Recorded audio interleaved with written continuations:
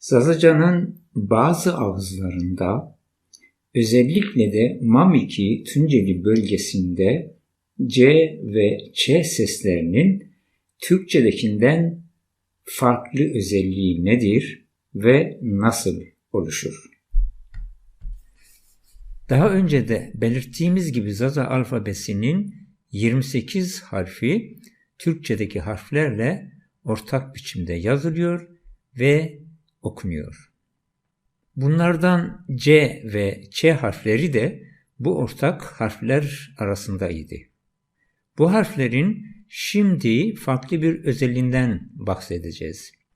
Her ne kadar Türkçe ile ortak harf olma özelliği taşısa da bu iki harf, yani C ve Ç, arkasına gelen A, E, I, O ve U gibi sesli harflere göre belli bir kural dahilinde Türkçe'de olmayan değişik seslere sahip olurlar. Bu sesler Türkçe'de olmayan fakat Zazaca'da çok sıkça rastlanan seslerdir. Birazdan bu sesler üzerinde duracağız. Evet, ekranda şu anda Türkçeden tanıdığımız C harfi var. Fakat bunun arkasında 5 tane ünlü harf daha yazılır. Bu şu anlama geliyor. C harfinden sonra A, E, I, O ve U harfi gelirse artık Türkçedeki ses biçimi özelliğini kaybediyor, Zazaca'daki ses biçimine kavuşuyor. Örnek verelim. Birinci kelimemiz canbaz. Dikkat ederseniz canbaz diye okumadım. Çünkü yukarıdaki kuralımız gereği C'den sonra A geldiği için biz bunu Zazaca'da doğru bir biçimde canbaz diye okuyacağız. İkinci kelimemiz ceket. Ceket diye okumuyoruz. Ceket yani ceket. Üçüncü kelimemiz cam.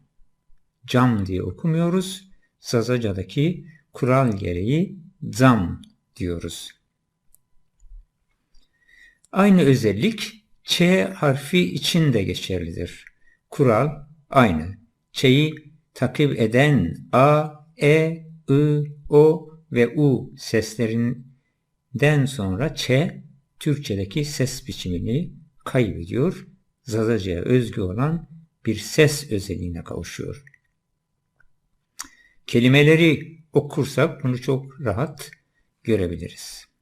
Evet, kelimemiz togane, baston, çogane diye bu kurala göre okuyamayız.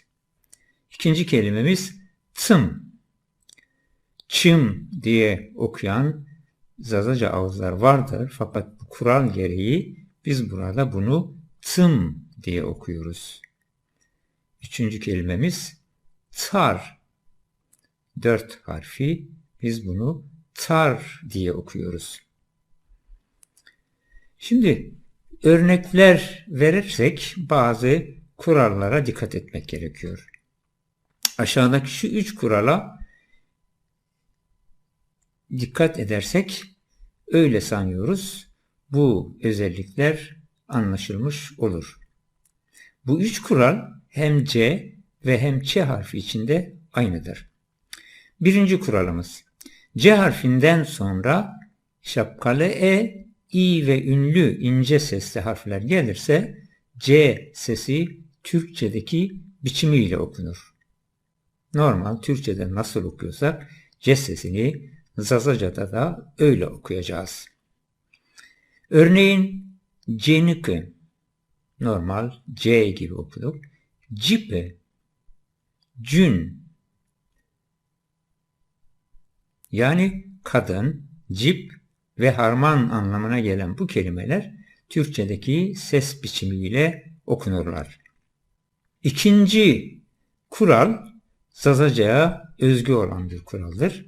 C ya da Ç harfinden sonra A, normal E, I, O ve U sesli ya da kalın sesli harfler gelirse Türkçedeki sesten ayrı bir ses oluşur.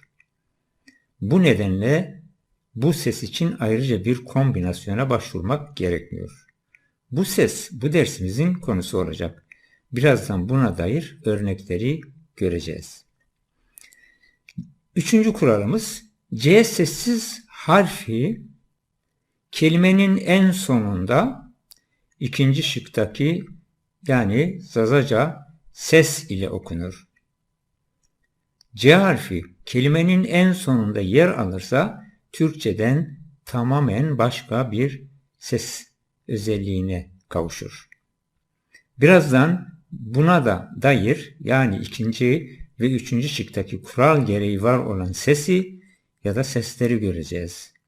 Birinci şıktaki ses için ilk dersimize bakabilirsiniz. Evet, C sesinin telaffuz edildiği haller. Kuralımızı tekrarlıyoruz. C, sonrasında A, normal E, I, O ve U sesli harfleri gelirse.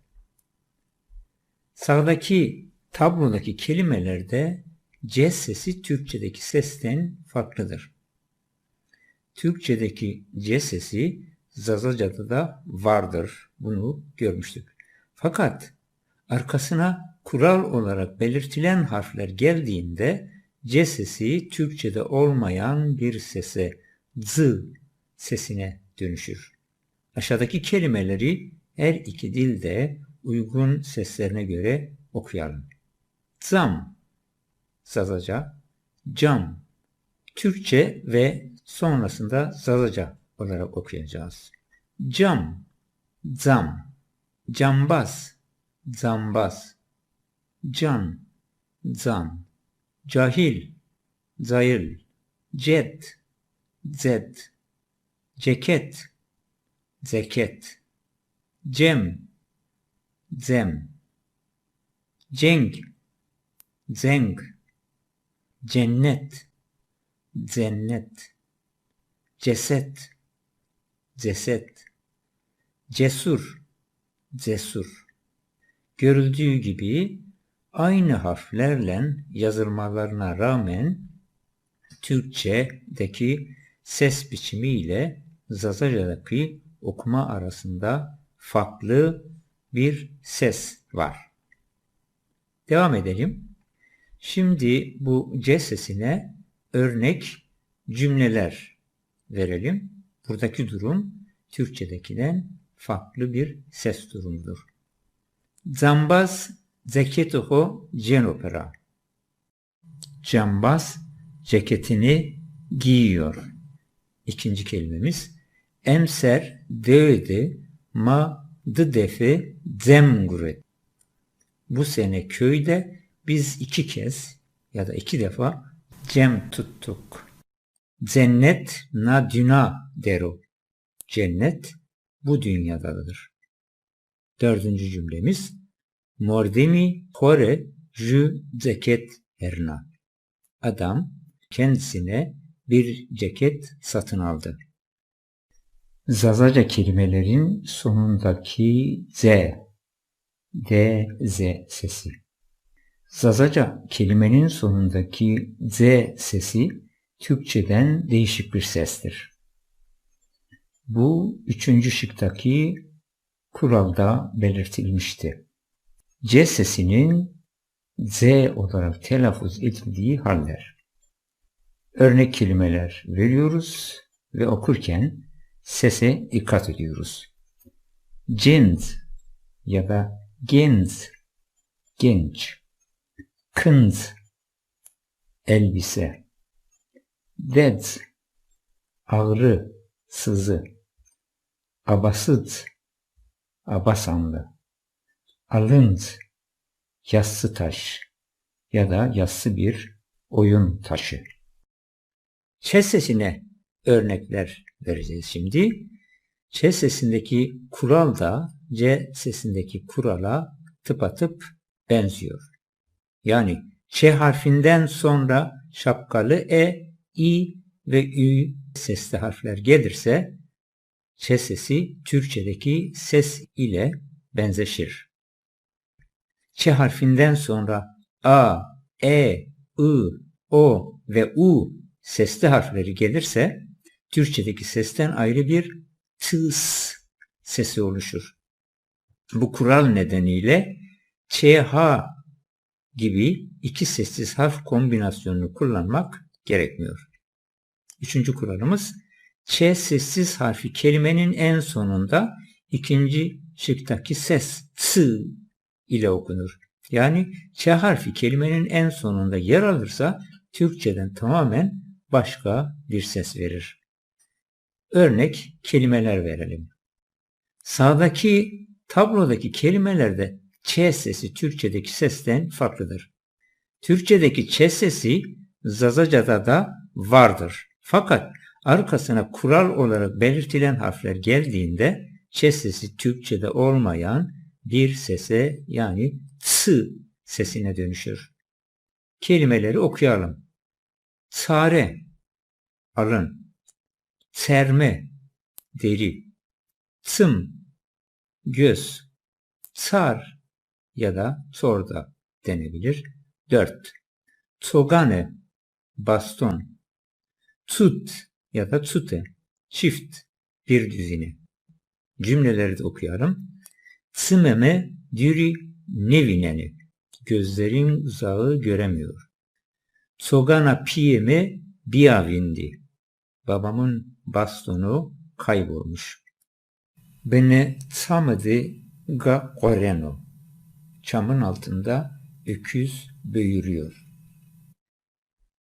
Zazaca kelimelerin sonundaki ç sesine, daha doğrusu t sesine örnekler vereceğiz.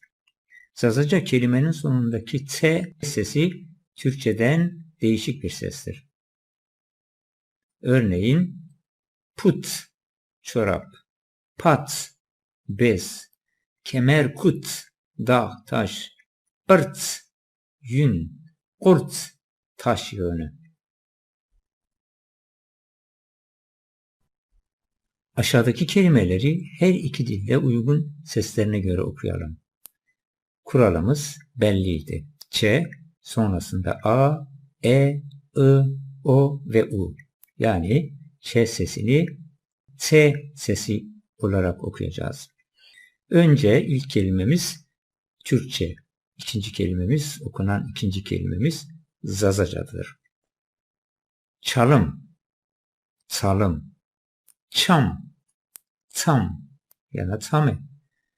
Çare, sare, çarşı, sarşı, çay, say, çengel, sengel, çeper, seper, çerkez, serkez, çetin, setin, çığır, sığır. Aşağıdaki kelimeler hem Türkçe hem de Zazaca'da bulunan kelimelerdir. Bunları okurken ortaya çıkan farklılığa dikkat edelim. Örneğin aşağıdaki Zazaca kelimeleri Türkçedeki gibi bir ses ile değil, ikinci ve üçüncü şıklarda verilen kurallar ışığında farklı bir sesle okuruz. Kelimelerimiz tam, say, san, sağ, salım, sare, setin, sengel, serkez, sorba vesaire.